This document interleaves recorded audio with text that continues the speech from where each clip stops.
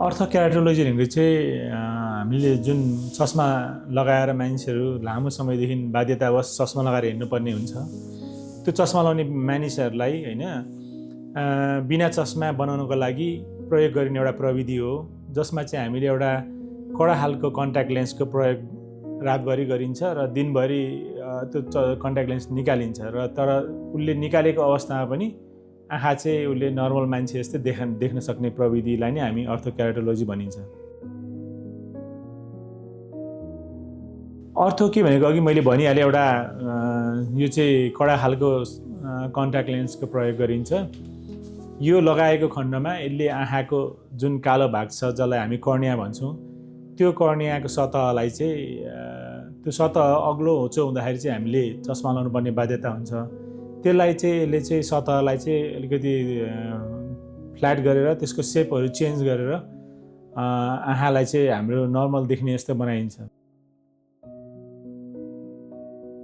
सानसानो बालबालिकाहरूमा चाहिँ विशेष गरेर चस्माको पावर निरन्तर बढिरहने हुन्छ। त्यो बढ्न रोक्नको लागि पनि यसको प्रयोग गरिन्छ। यसले आँखा चस्मा त हटाइदिइहाल्छ बच्चाहरूको, तर साथसाथै बच्चाको पावर बढ्ने जुन बाध्यता हुन्छ उसको बढिराख्ने खालको एउटा उमेरदेखि 18 वर्षसम्म मान्छेको पावर बिस्तारै बढ्ने क्रम हुन्छ, त्यो बढ्नबाट यसले चाहिँ रोक्नको लागि पनि यसको प्रयोग उत्तिकै हुन्छ। त्यो बाहेक भनौँ न वृद्ध अवस्थामा पनि मानिसहरूले नजिकको लागि चस्मा लाउनु पर्ने बाध्यता भइरहन्छ। त्यस्तो अवस्थामा पनि अर्थोकेराटोलोजीलाई हामीले भनौँ न बुद्धिपूर्वक प्रयोग गर्दाखेरि नजिकको चस्मा नलाउने खालको पनि प्रयोग गर्न सकिन्छ। अब सफ्ट कन्ट्याक्ट लेन्स र अर्थोकेमा चाहिँ के फरक छ भने बुझौँ। सफ्ट कन्ट्याक्ट लेन्स चाहिँ हामीले लाउँदा मात्रै देखिन्छ होइन, लाउनु पऱ्यो, त्यो दिनभरि बाध्यता हुन्छ, लाउनु पऱ्यो, धुलो मैलामा हिँड्दा पनि लगाएर हिँड्नु पऱ्यो।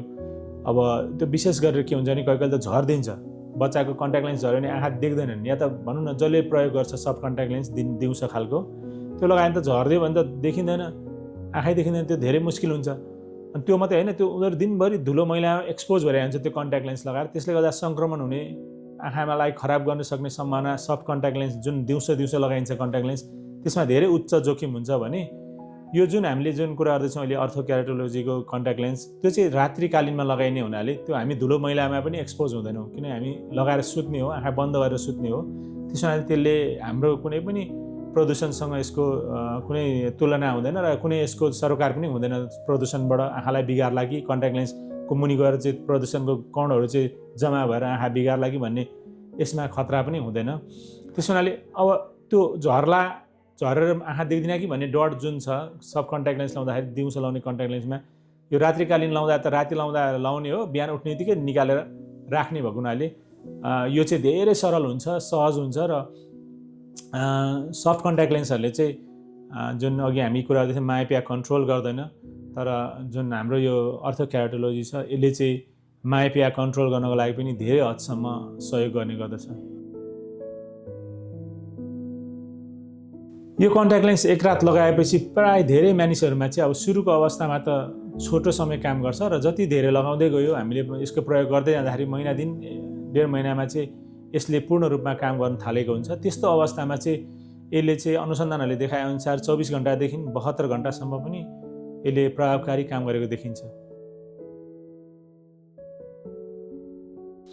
अर्थोकेराटोलोजी जुन प्रक्रिया छ जुन हामीले गर्दैछौँ त्यो सबै हेर्दाखेरि चाहिँ अरू कन्ट्याक्ट लेन्स या त चस्माभन्दा धेरै सुरक्षित मान्नुपर्छ, किनभने यो चाहिँ रात्रिकालीनमा लगाइन्छ जब आँखा बन्द हुन्छ, हामीलाई इन्फेक्सनको प्रदूषणको कुनै पनि खतरा हुँदैन।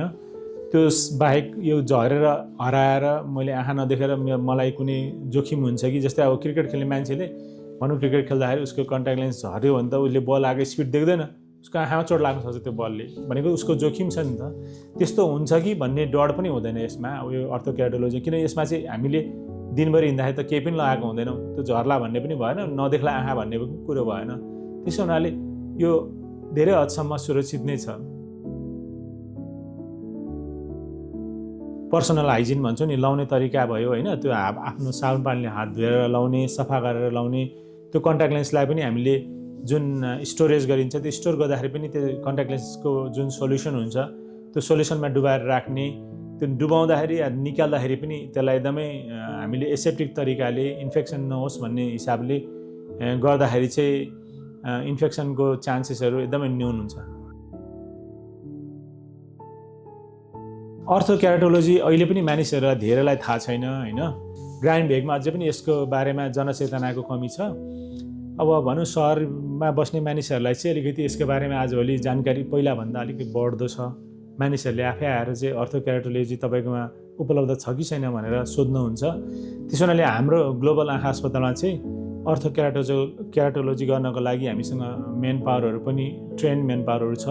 त्यो साथसाथै त्यसमा प्रयोग हुने जुन आवश्यक पर्ने औजारहरू जस्तै मानौँ हाम्रो अटो रिफ्र्याक्टोमिटर र केराटोमेट्री गर्ने मेसिन भयो, आयल मास्टर भनेर छ जुन जायजको, त्यो पनि हामीसँग उपलब्ध छ। त्यो सँगसँगै हामीसँग क्यासिनीको कर्नियल टोपोग्राफी, त्यो विशेष गरेर चाहिँ अर्थोकेराटोलोजी गर्दा सबैलाई सजिलो हुँदैन।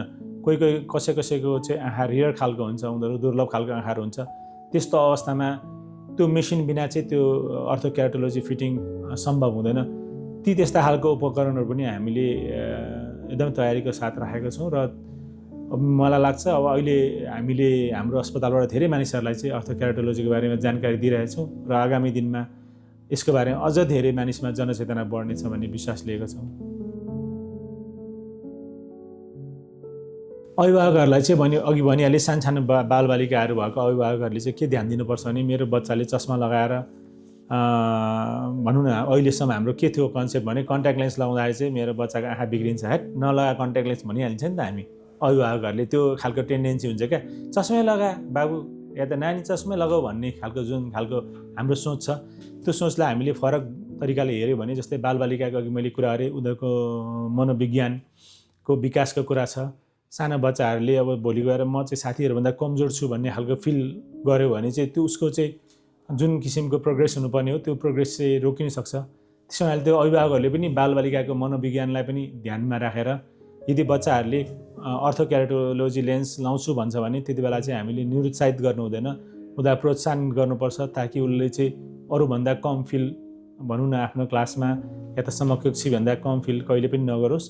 साथसाथै यो चाहिँ मैले अघि भनिहालेँ बालबालिकाको लागि एकदमै महत्त्वपूर्ण छ, किनभने यसले चाहिँ चस्माको पावर बढ्नुबाट पनि रोक्न सहयोग गर्छ अर्थोकेराटोलोजीले। त्यो बाहेक चाहिँ वयस्कहरूले पनि म चस्मा लाउँदिनँ, म खेलकुद खेल्ने मान्छे हो, म फुटबल खेलाडी हो या त म स्विमिङ गर्ने मान्छे हो, त्यसको रुचि राख्ने मान्छे हो भने नि बास्केटबल खेल्ने मान्छेहरू पनि भए उनीहरूको लागि पनि एकदमै यो चाहिँ उपयुक्त हुन्छ। किनभने चस्मा लाउनै पर्दैन, खेलकुद खेल्दाखेरि चस्मा लाउनु तपाईँहरूलाई थाहा छ कति गाह्रो हुन्छ भनेर। त्यसो हुनाले सबै मानिसहरूले अर्थोकेराटोलोजीमा अझै बुझेर यसको प्रयोग गर्नु हुन म अनुरोध गर्दछु। धन्यवाद, नमस्कार।